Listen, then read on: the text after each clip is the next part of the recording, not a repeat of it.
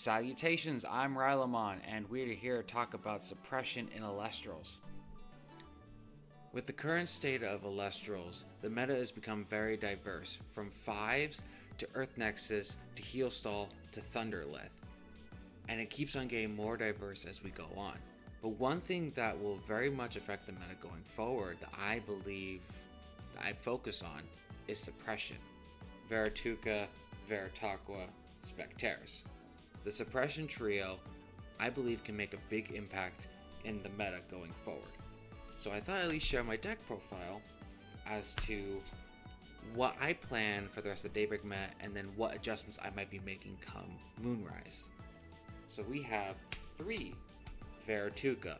My boy, my favorite card. I love this thing. Simply attacks, suppresses, and destroys. Then you got Veritaqua. You want to go defensive with an Astrabbit? Veritaqua will suppress and destroy that. So if you want to be defensive, I got a counterplay for that. You want to be attack? Tuka will go after you. Specteris, it's Specteris. He's great. He takes care of things like Foamy.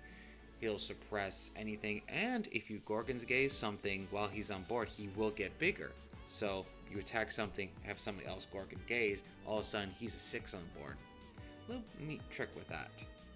Then, of course, with these, battle position control is kind of a necessary thing. So I run 3 eddies in order to be able to facilitate that. Plus, Sorlet. With the expanding of wind in order to change battle position, it comes up quite a bit. Then for taking care of things like liths or anything with 6s, Moss Station and Moose Station kind of fill in that role. These are the things that will probably be cut first come Moonrise, but they're very vital and very good for getting that good aggro for that good high 6 cost and making people think whenever there's a Moose Station on board. And so that's all the Elestrals. Keep notes, I'm not running Thunder. Thunder itself has some neat cards, but nothing that works for the strategy. As for invokes, 3 Cryoblasts necessary, 1 EQ, 1 Laurels. Wish they were at 3, but they work at 1. We got Nectar of the Gods, we need the card advantage. 3 Ambrosia, it's Ambrosia. It helps the game state, it helps heal, because you do spend a decent amount of spirits. It's not an expensive deck, but you need to last over time if you keep on suppress, destroy, suppress, destroy.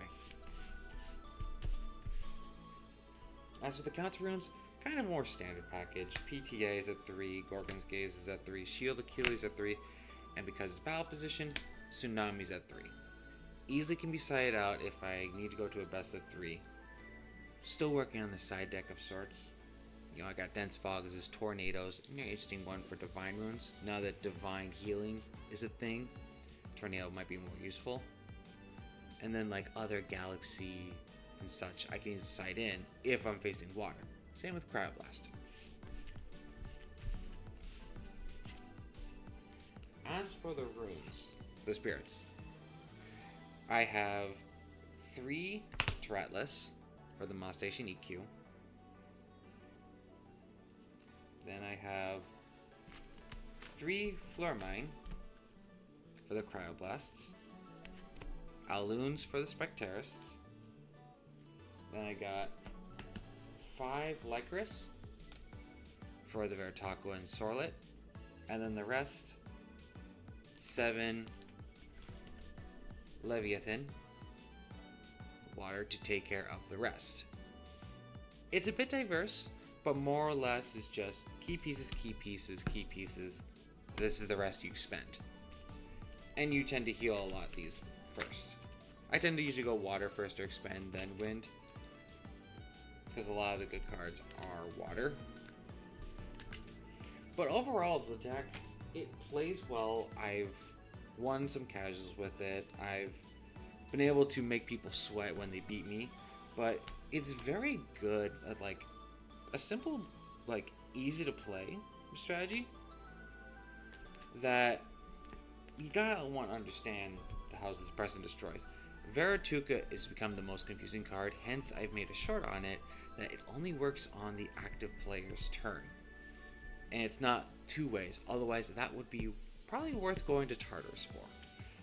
But the deck itself, I find to be very easy to use, very effective, And, the better player you are, the more you can make use of this deck. Lots of great potential. And going forward, we got Night Venom with the Dense Fogs. That will be very interesting control. But also it depends on how things are when it comes to 2s and 3 cost Elestrals. This is all 1 cost because it needs to be cheap to the ground and be able to clear the board as much as possible. Solar has a lot of times nexusing, trying to build up the board. This deck demolishes that. The weaknesses, the cons to this deck, Sonic Core. You got Wasp Ivy if you don't have the out. If you don't have the Soil, don't have the Eddy, Wasp Ivy will kill you. Sonic Core is really good because you need to rely on your counter runes a lot. Lists are trouble, but if you're able to get the cards to counter lists, then you're fine. So it's very much, make sure you don't they don't have the big things on board, and you'll be able to take care of the rest. Suppression is here to stay, and it will definitely make a big splash in the meta. So that's something to definitely look forward to when you're going further in playing Elestrals. And that be the deck.